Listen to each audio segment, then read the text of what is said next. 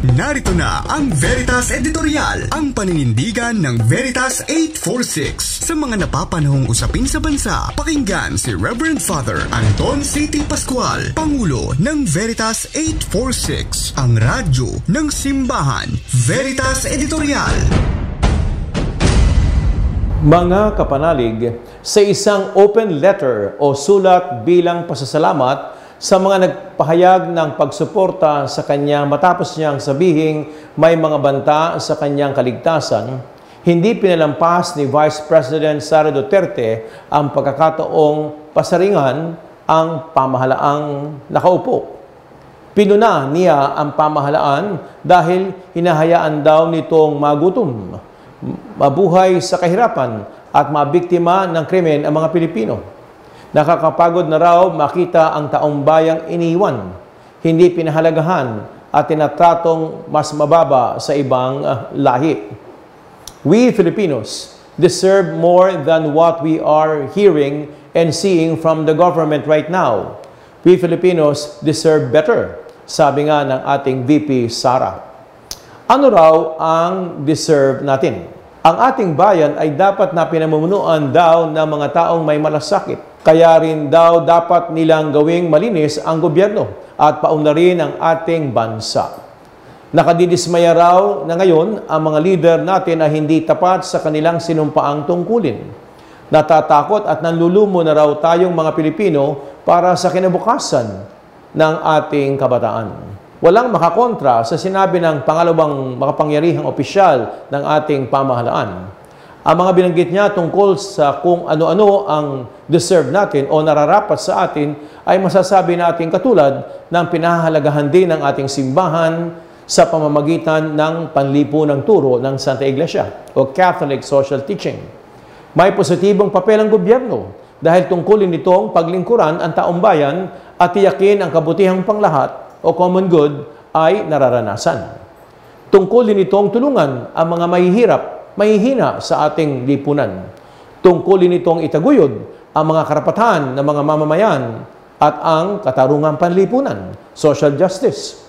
Tungkulin ng pamahalaang maghatid ng serbisyo nang hindi umaabuso sa kapangyarihan ang mga nakaupo, mga pinuno at mga kawanito. Pero hindi ba bahagi si VP Sara ng gobyernong pinupunan niya? Sa paglilista ng mga pagkukulang ng ating pamahalaan, batid niya dapat na nakaturo din ang kanyang daliri sa kanyang opisina at sa kanyang sarili bilang mataas na lider ng pamahalaan. May kasabihan nga, di po ba, na kung nakaturo ang isang daliri mo sa iba, may tatlong daliring nakaturo sa iyo. Sa madaling salita, hindi exempted ang ating Vice Presidente sa mga pagkukulang ng kasalukuyang administrasyon. Sa ating hiwalay na pahayag, kaugnay naman ng malawakang bahang dinaranas sa lungsod ng Davao, sinabi ni VP Sara na nagsisilbi na siyang boses na magpapakita sa mga nasa gobyerno kung paano mamuno. Pinasaringan niya ang pambansang pamahalaan dahil mukhang hindi nito prioridad ang pagkasaayos ng lungsod para maibsan ang baha roon. May mga pag-aaral ng ginawa at flood control master plan na binuo pero bakit parang ayaw daw pondohan ng pamahalaang nakaupo? Dahil daw kaya kapamilya niya ang namumuno sa lungsod. Muli, bago natin malimutan, baluarte ng pamilya ni VP Sara ang Davao City. Mahigit 3 dekada ang kabuuang panahon ng kanilang pamumuno mula sa tatay niyang si dating Pangulong Digong hanggang sa kanyang kapatid na kasalukuyang mayor. Sapat na panahon na ito para maisaayos ang mga daluyan ng tubig sa lungsod. Kung kulang man ang pondo mula sa pambansang pamahalaan, may paraan ng mga lokal na pamahalaan, lalo na ang malaking lungsod sa Mindanao tulad ng Davao para tugunan ang kanilang mga problema, lalo-lalo na sa panahon ng tag-ulan. Leadership should only say one thing, that it is done, dagdag ni VP Sara. Bilang mga leader ng bansa o leader sa lokal na pamahalaan, sa ano-anong pagkakataon, kaya ito nasabi ng mga namumuno sa ating ngayon, kabilang ang ating Vice President Sara. Kaya mga kapanalig, totoong we deserve better. Totoo po yan.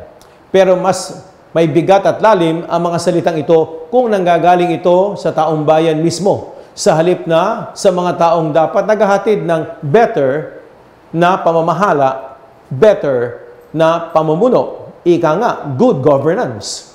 Kaya gaya ng pahiwatig sa Roma 16:18, huwag tayong paliligaw sa mga kaakit-akit at matatamis na pangungusap. Ang pinakamagandang uri ng leadership sa aking karanasan, isa lang po, LBE.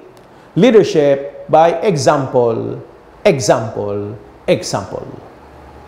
Sumainyo ang katotohanan. Inyong napakinggan ang Veritas Editorial. Ugaliing pakinggan ng Veritas Editorial kasama si Reverend Father Anton C.T. Pascual. Veritas Editorial.